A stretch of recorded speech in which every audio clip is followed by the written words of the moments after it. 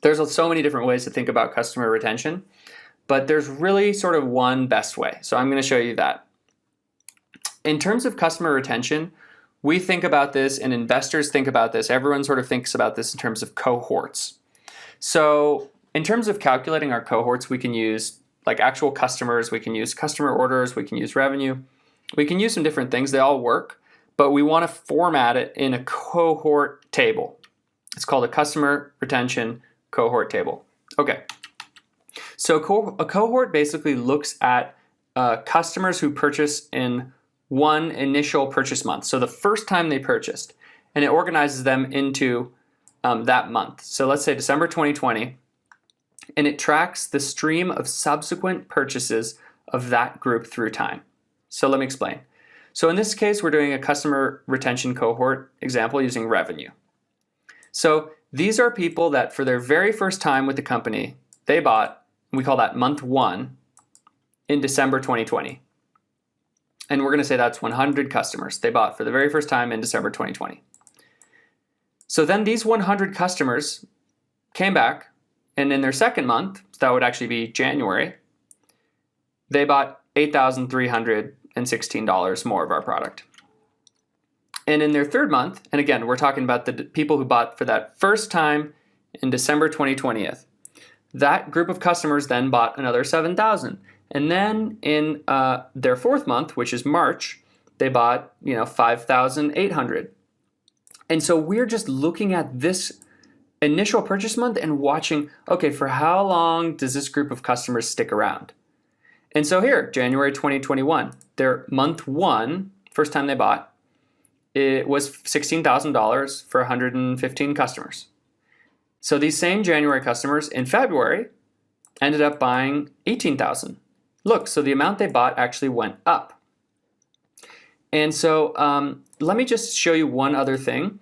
This table is organized in this way so that we can track each cohort. But let's say, for instance, I wanted to see we're in December, January, February, March.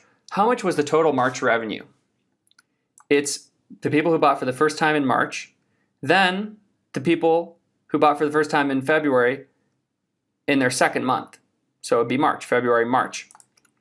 Same January, same December. So you need to go diagonally to actually sum up one individual month. And so we can see that March here would be about $53,000 of total revenue. But you see it sort of fanned out in this way so that we can track the customer lifetime value of our customers. So this is the cohort retention table here. So what we do is we look at that initial month, and then we look at month 2, and we say, okay, of that initial revenue, how much of that revenue repeated in the second month? And in this case, it's 66%. Then we look at month 3, and we say, how much of the revenue, and we always relate it back to month 1, not to the prior month. We always relate it back to month 1. How much of that initial revenue repeated again in month 3? Oh, wow, okay, 58%. How much of that initial revenue repeated again in month 4? 46%. So when we look at January, how could it be that we went from 100%, so the initial revenue, to 120? Well, this is actually something called expansion revenue. And this is when we're actually able to sell more to our customers than when we initially sold to them the first time. And so under what kind of circumstances could this happen? Okay, let's say we're Spotify. We sell a monthly music plan, right? And let's say we sold the $16,000 to 115 customers.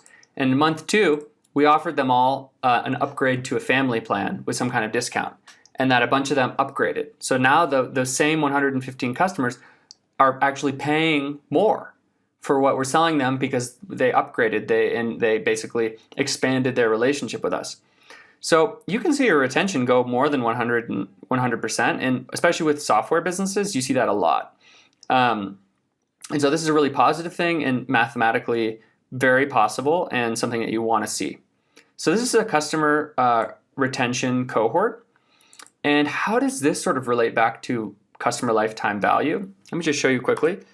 So for these 100 customers, this is how much revenue we basically have generated from them. 34,000.